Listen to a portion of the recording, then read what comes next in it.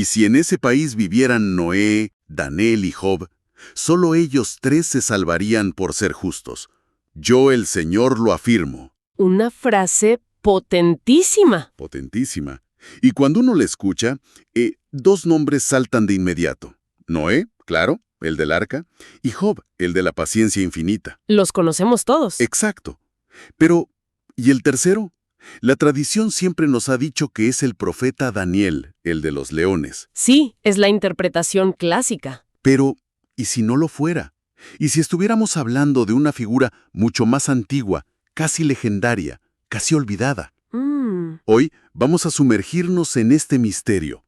Basándonos en un análisis fascinante del teólogo Luis Alberto Carela Santiago, vamos a seguir las pistas para resolver este enigma. Vamos a desentrañar quién era este tercer hombre. Y por qué su verdadera identidad podría cambiar por completo el sentido de todo el mensaje del profeta. ¿Así es? Ok, vamos a desempacar esto. Para empezar, creo que es clave situarnos en el momento. No podemos entender la fuerza de estas palabras si no sabemos quién era Ezequiel y sobre todo, a quién le hablaba. ¿Cuál era el ambiente?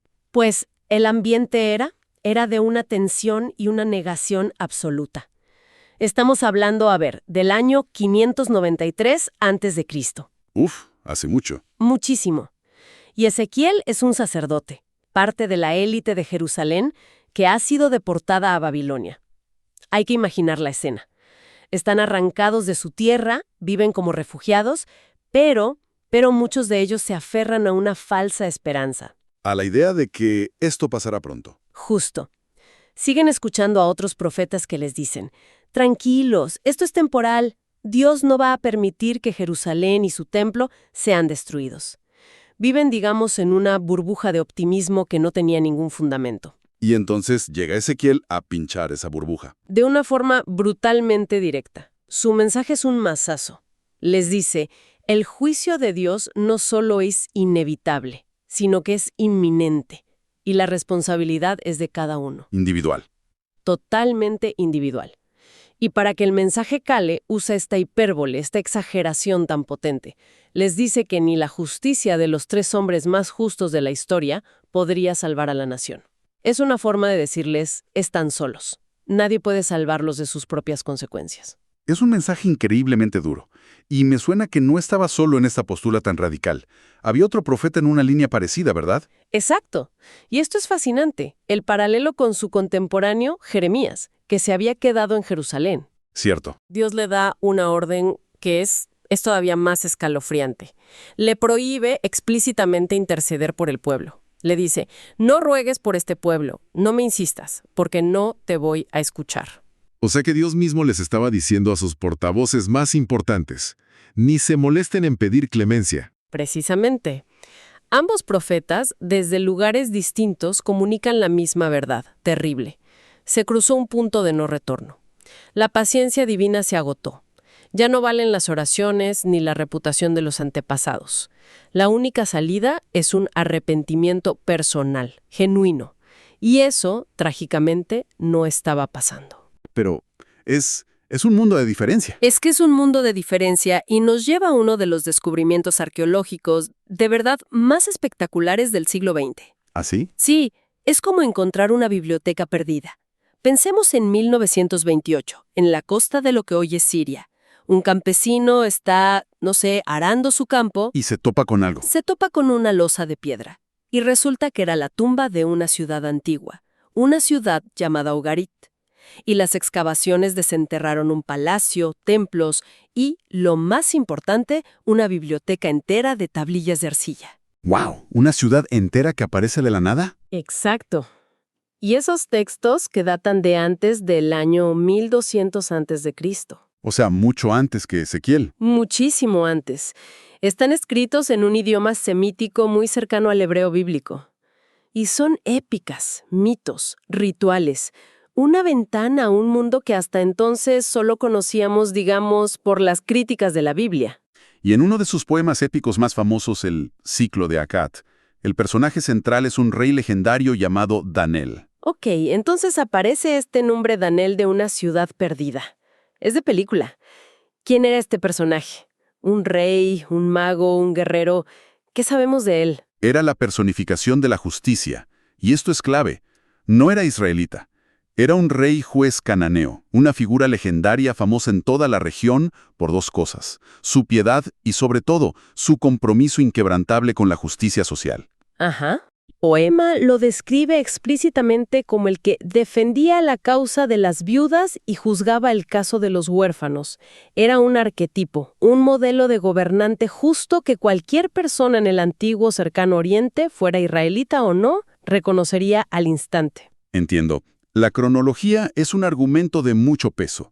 Poner a un contemporáneo junto a dos leyendas milenarias desentonaría, ¿no? Totalmente. Sería como si hoy, al hablar de los grandes genios de la historia, mencionáramos a Leonardo da Vinci, a Isaac Newton y, no sé, a un brillante científico de 25 años. Por muy increíble que sea, rompe la escala. Exactamente, rompe la escala mítica. Noé y Job son figuras del pasado profundo, casi arquetipos. Daniel, el de la leyenda, encaja perfecto en ese molde. El joven profeta Daniel, pues, no.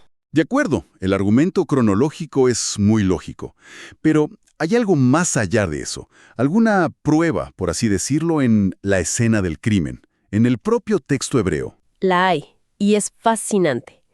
Es el segundo argumento, la ortografía. Aquí es donde los detalles del idioma original se vuelven cruciales. A ver. En el manuscrito hebreo del libro de Ezequiel, el nombre se escribe Danel, así, Daniel. Le falta una letra clave, la letra Yod. Ok. Esa es exactamente la forma en que el nombre aparece en los textos ugaríticos. En cambio, el nombre del famoso profeta del libro de Daniel siempre se escribe diferente. Daniel, Daniel, con esa Yod en medio. Es increíble pensar que la solución a un enigma de 2500 años pueda depender de una sola letra, una I que no está ahí. Es una excelente analogía, la de la huella digital, porque esa pequeña diferencia, que parece trivial, para un experto en idiomas antiguos lo cambia todo. Es como la diferencia entre Peter en inglés y Pedro en español. Suenan parecido, pero la ortografía te dice que vienen de tradiciones distintas. Aquí pasa igual. La ortografía en Ezequiel apunta directo a la tradición cananea. Una pista escondida a plena vista durante siglos. ¿Qué más tenemos? El tercer punto es sobre la familia, sobre los hijos. En su advertencia, Ezequiel dice que estos tres hombres justos no podrían salvar ni a sus hijos ni a sus hijas. Cierto. Ahora, pensemos en el profeta Daniel.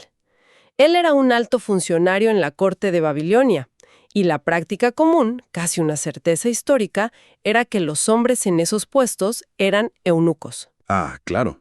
Por lo tanto, es muy probable que Daniel no tuviera hijos. Y si no tienes hijos, la advertencia de que no podrás salvar a tus hijos pierde un poco de fuerza, ¿no? Pierde toda la fuerza. En cambio, el Daniel de la epopeya ugarítica es famoso precisamente por su hijo, Acat. De hecho, toda la tragedia del poema gira en torno a la muerte de Acat. Así que, cuando Ezequiel menciona la incapacidad de salvar a los hijos, la alusión al Daniel de la leyenda, a ese padre sufriente, es directa y mucho más potente. Encaja como una pieza de rompecabezas. Es una conexión muy directa, sí. ¿Y cuál sería el último punto de esta investigación? El contexto cultural. Para el público de Ezequiel, ya fuera en el exilio o en Judá, Daniel era un nombre proverbial. Era un atajo para decir justicia impecable. Como decir una sabiduría salomónica. Exacto. No necesitas explicar quién fue Salomón. Todo el mundo capta la idea. Daniel era ese referente cultural de juicio recto para su época. Y parece que el propio Ezequiel nos da otra pista, como para asegurarse de que entendiéramos. Pienso en el capítulo 28, en ese juicio tan duro contra el rey de Tiro. Precisamente, ese pasaje es crucial. Confirma que Daniel estaba en la mente de Ezequiel como un referente de sabiduría. Ahí, en ese oráculo contra el rey de Tiro, Ezequiel le lanza una pregunta sarcástica. ¿Acaso eres tú más sabio que Daniel? No dice más sabio que Salomón, usa a Daniel. Usa a Daniel.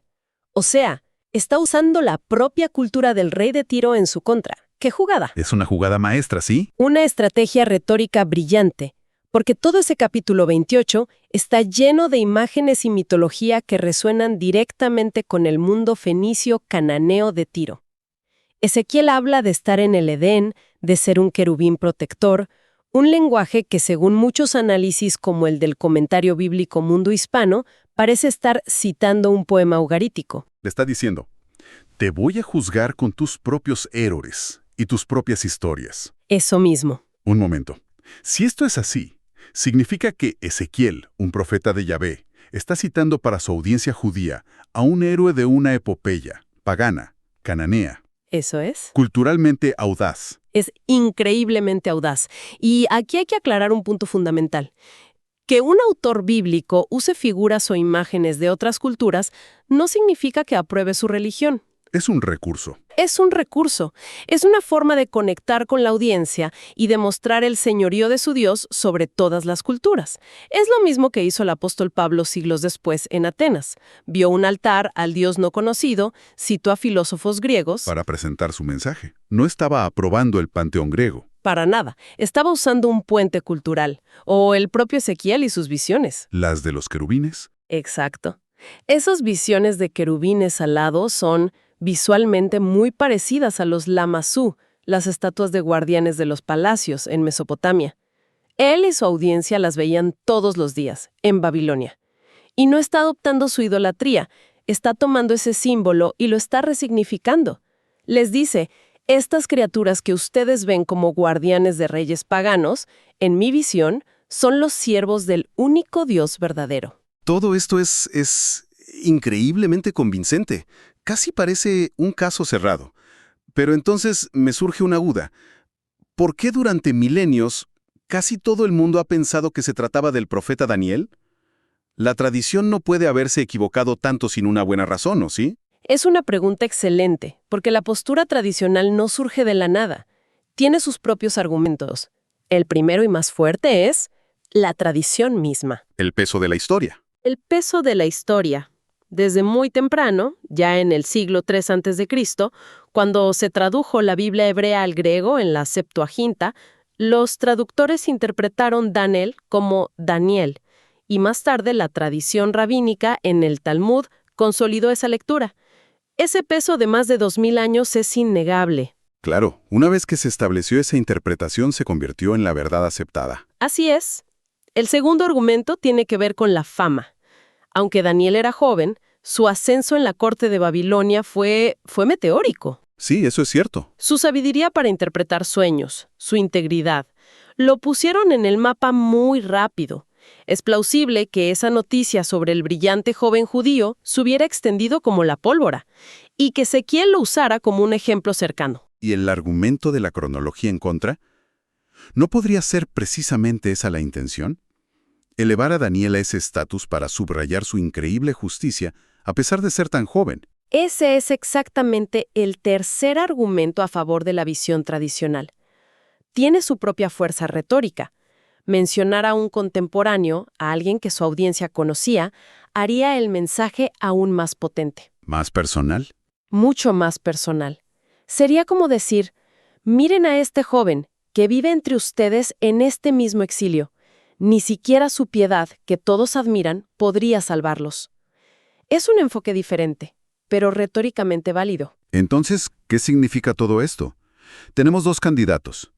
Uno con un fuerte apoyo en la tradición y otro con un peso académico, textual y contextual que parece abrumador. Sí, si conectamos todo, la balanza de la evidencia académica moderna se inclina claramente hacia Daniel Ugarítico.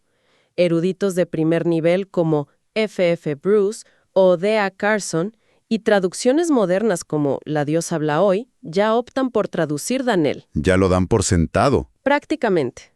Pero si damos un paso atrás, más allá de la identidad, lo que es verdaderamente revolucionario es el significado teológico de esa elección. El punto central de Ezequiel no es de dónde venía la persona, sino la calidad de su justicia. ¿A qué te refieres? A ver, desarrolla esa idea.